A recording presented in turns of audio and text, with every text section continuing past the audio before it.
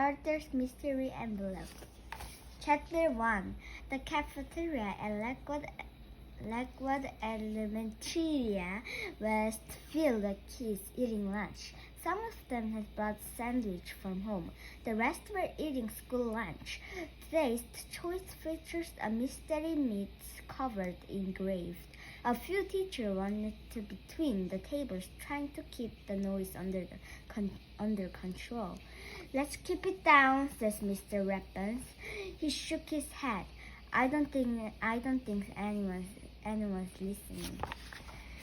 Miss Sweetwater nodded. "Or maybe they just can't hear us," she says. At one of the middle tables, Arthur and his friends were finishing up. Arthur was poking at his food with a fork. "Even without the gravy," he says, "we don't have no idea where this come from."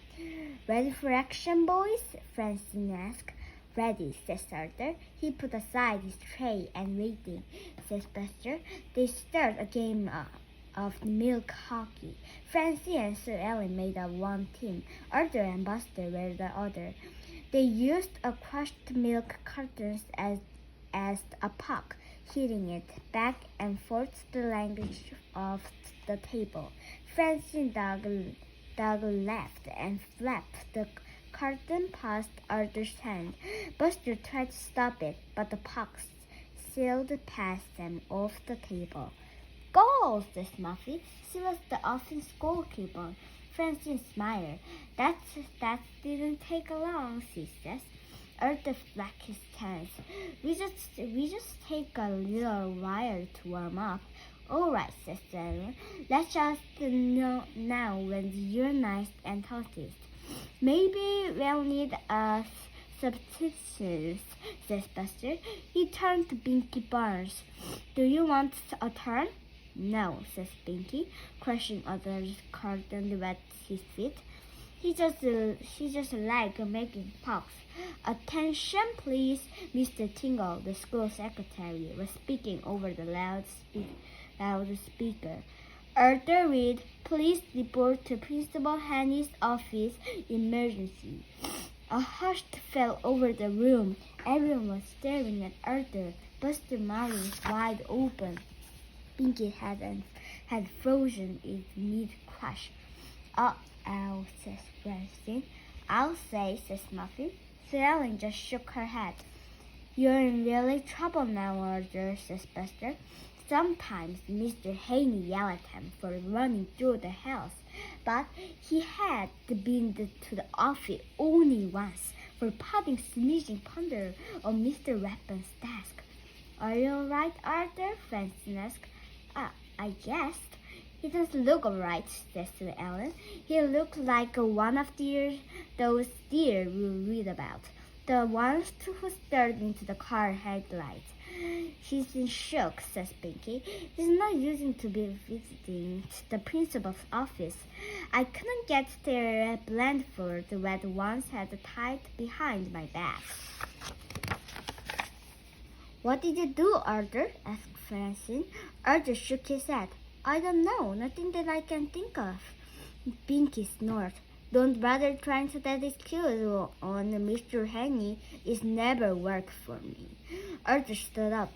"Well, I guess I shouldn't go." "Nice knocking you, Arthur," says Francie. "Good luck," says Buster. "And if you're not planning to finish those potatoes," he pointed to Arthur's plate. Arthur sailed over his tray. "Help yourself," he says. "I just lost my appetite." Chapter 2. When Arthur got back to the classroom, his friend rushed to his side. "You survived," says Buster, with no up insides of tortured. Binky added. He looked a little disappointed. "What happened?" asked Francie. Arthur let out a sigh. "Mr. Haney gave me this." He held up a large brown envelope. "He says it was for my mom." "That's it?" asked Muffy. She reached out for a closer look. "What does it say? Is it sealed?" Francie grabbed the envelope. "It's sealed." "All right." She held it up to the light. and too thick to read through. Give it a shake, says Buster, croaking his ears. Francine shook the envelope for a moment, it rustling softly. That doesn't tell us much, she said. Pinky folded his arms. Let's just open it. I can't, says Arthur. It's addressed to my mother, and look at the stamp on it. Provised and confidential. That's a bad start, says Buster. Good news is never private. Besides, says Pinky, you cannot start making excuses until you know what kind of trouble you're in. Did Mr. Haney give you any clues at all? Francine asked. He said it was important, says Arthur, taking back the envelope. That was about it. If it was good news, says Muffy, Mr. Haney wouldn't have told you. My mother always tells me right away if we've got a new limousine or if the cook is making a special dessert for dinner. He didn't say anything like that, Arthur announced. That means it's a bad news, said Francine. The question is how bad is it? This was not a question Arthur wanted to think about. Pinky laughed. Ooh, I'll bet you lost a library book. I don't think Mr. Haney gave envelope to the author's library books, says Arthur. Besides, I just returned all mine. Oh no, says Francine. What? Says Muffy. Tell us, says Buster. Tell me, says Arthur. Never mind, says Arthur. It's terrible to think about. Arthur turned pale. That's why you have to tell me.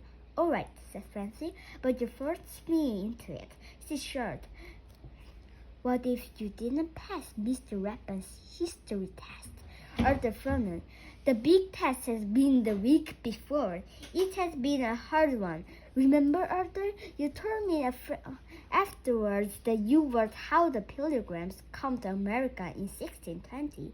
Francine, the Pilgrims did come to America in 1620. She looked surprised. Really? Everyone else nodded. Well, still, Francine tapped the envelope. The proof is right here.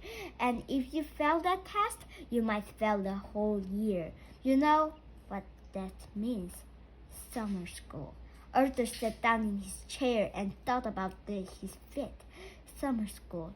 Perhaps the two most starred words in the English language.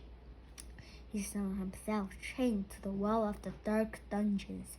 Outside the burnt window, he could hear his friends playing. He looked out through the bars. Buster and the Brain were setting up a tent for camping. Muffy and Prunella were rollerblading. Arthur looked around his stair.